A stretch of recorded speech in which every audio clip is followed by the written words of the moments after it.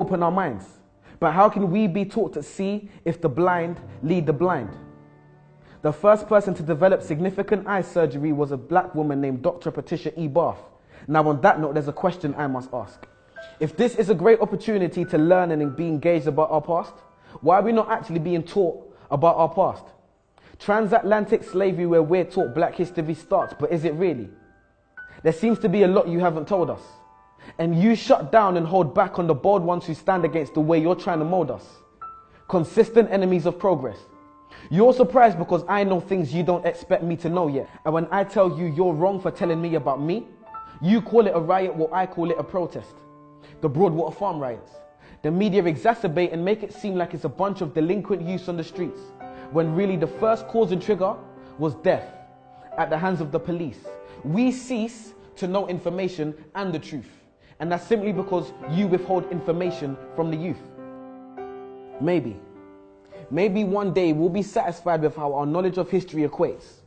Well, I'm sure like me, you're waiting for the teacher to fill in that space. So do so then. No answer. Well, maybe I can help and just throw out there some names. Mary Seacole, a Crimean war nurse. Mary Prince, a black female author. To be precise, she was the first. Bernie Grant, influential local activist and respected NP. Trevor McDonald, one of the first black ITN journalists to hit the TV screen. Jamal Edwards and SBTV. And when Fuse ODG brought the Yazonto dance to the UK, and my foot swayed to the left and to the right like the wipers of a car's windscreen, and DJ Abrante brought Afro beats to the streets. See, it's funny when we think of our childhood memories.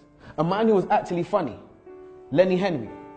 Many others, and the list continues. Marcus Garvey, Haile Selassie, Bob Marley, Ignatius Sancho, Tupac, Fela Kuti, Muhammad Ali, Maya Angelou, R.I.P., Kwame Nkrumah, the first Ghanaian president who retained independence from England, the Windrush ship which brought Caribbeans to Britain. So much to learn in just 1 month. A tip of the iceberg, a tiny grace. And what was the first black Roman emperor's name? Years passed and we're still caught up in the same civil rights age, which isn't bad if you learn something new, but we don't. And we're not being taught enough about our culture, so there's no one else to blame but you. And if not you, then who? Questions, questions,